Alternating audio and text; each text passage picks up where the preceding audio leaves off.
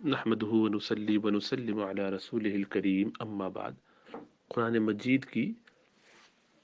صورتوں کے نام اکثر رسول اللہ صلی اللہ علیہ وسلم سے ہی منقول ہیں، اور یقیناً آپ کا فرمانا وحی کی بنیاد پر ہے، تو انہیں توقیفی کہتے ہیں۔ اکثر علماء کی یہی رائے ہے۔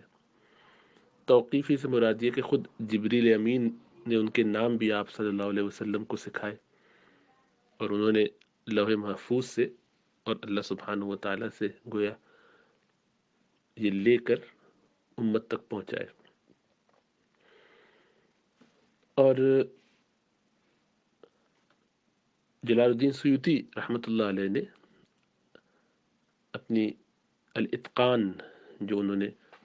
قرآن کے علوم پر لکھی بڑی زبردست کتاب ہے، اس میں لکھا کہ باقاعدہ یہ سارے توقیفی نام ہیں جو احادیث سے بھی ثابت ہیں۔ اسی لیے نواس بن سمعان رضی اللہ تعالیٰ عنہ کی جو حدیث ہے مسلم شریف میں، رسول اللہ صلی اللہ علیہ وسلم نے ارشاد فرمایا کہ قیامت کے دن قرآن اور اہل قرآن جو اس کے ساتھ، اس کی تعلیم کے ساتھ وابستہ تھے، اس کو پڑھتے تھے، ان کو ان دو صورتوں کے ساتھ لایا جائے گا، سورہ بقرہ اور سورہ آل عمران۔ تو ان دونوں کے نام آپ نے لیے باقاعدہ۔ اسی طرح ابن مسعود رضی اللہ تعالیٰ عنہ، ان کے بارے میں معروف ہے، وہ فرمایا کرتے تھے کہ بنی اسرائیل، سورہ بنی اسرائیل جسے الاسراء بھی کہتے ہیں، اور سورہ کہف، سورہ مریم، سورہ طٰہٰ اور سورہ انبیاء ان ابتدائی صورتوں میں سے ہے جو میں نے رسول اللہ صلی اللہ علیہ وسلم سے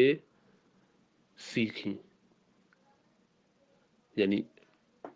حفظ کر لی۔ یہ بخاری شریف کی حدیث ہے، تو اس میں باقاعدہ ان صورتوں کے نام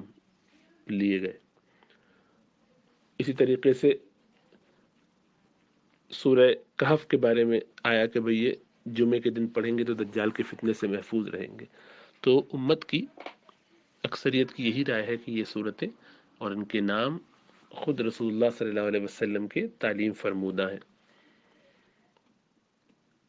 اب اس میں ایک بات یہ بھی ذہن میں رہے کہ یہ نام بعض اوقات ایک سے زائد بھی ہوں، مطلب خود سورہ فاتحہ کو قرآن میں سبع من المثانی کہا گیا، یہ اس کا نام دیا گیا ہے، اس کو فاتحہ بھی کہا گیا ہے، ام القرآن بھی کہا گیا ہے، تو کئی نام سورہ فاتحہ کے ہیں۔ اسی طرح سے سورہ علم نشرح کو سورہ انشراح بھی کہا ہے، اور علم نشرح بھی۔ تو خود روایات کے اندر ایک سے زائد نام بھی آئے ہیں بعض کے، اور نام عموماً چونکہ علامت کے لیے ہوتے ہیں، پہچان کے لیے ہوتے ہیں، تو کبھی کبھی اس کے کسی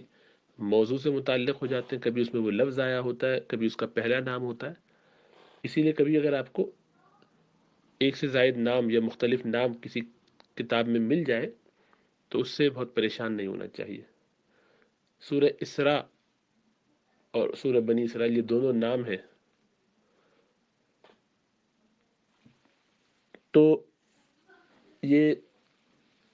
پریشانی کا سبب تو نہیں، لیکن غیر معروف ناموں کو کتابوں میں لکھنا یہ مناسب نہیں ہے، صرف اس لیے کہ لوگوں کو اس سے پریشانی ہوتی ہے، کنفیوژن ہوتی ہے۔ اس سے ایک گناہ ان کو یہ خوف اور وحشت ہوتی ہے کہ کیا اس کا مطلب یہ ہے کہ جو چاہے نام لے دیں۔ ایک آدمی کا ایک مزاج ہے، ایک زمانے سے ایک نام کے ساتھ چلے چلے آ رہے ہیں، آپ اس میں ایک نیا نام بیچ میں لے دیں، کیا ضرورت ہے اس کی، اس سے فرق کیا پڑتا ہے؟ تو اسی لیے نئے نام رکھ کے لوگوں کو پریشان کرنا یا کہنا ایسا نام کہ جو لوگوں سے کسی درجے میں نامانوس رہا ہو، اس کو پریشانی کا سبب نہیں بنانا چاہیے، اسی لیے اس کو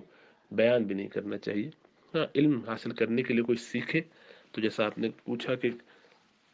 قرآن کے اندر باقاعدہ نام مختلف لکھا گیا تو اس کو پڑھ کے ذرا کوفت ہوئی کہ یہ کیا ہے، اختلاج ہوتا ہے، تو لوگوں کی عادتوں کی رعایت کرنی چاہیے، لوگوں کی ایک مانوسیت کی رعایت کرنی چاہیے، عرف کا احترام کرنا چاہیے۔ چنانچہ اللہ کے رسول صلی اللہ علیہ وسلم نے باقاعدہ حالانکہ آپ چاہتے تھے کہ خانہ کعبہ کو اس کی اصل بنیادوں پر استوار کریں، لیکن لوگوں کی پریشانی اور وحشت سے بچانے کے لیے ان کو آپ نے ایسا نہیں کیا کہ لوگ نئے نئے ابھی دین میں آئے ہیں، ایسا نہ ہو کہ وہ پریشان ہو جائے کہ ہم تو ہمیشہ کعبے کو اس حالت میں دیکھتے تھے، اب انہوں نے تبدیل کر دیا۔ حالانکہ رسول اللہ صلی اللہ علیہ وسلم کا کرنا تو بالکل شرن دینی مسئلہ ہوتا، لیکن آپ نے اس کے باوجود، چونکہ وہ واجب اور فرض کے درجے کی چیز نہیں تھی، آپ نے اس کو اسی طرح چھوڑ دیا۔ تو ہمیں بھی لوگوں کو پریشانی سے بچانا چاہیے، نئی نئی باتیں کرنے سے بچنا چاہیے۔ اللہ ہمیں سمجھ عطا فرمائے۔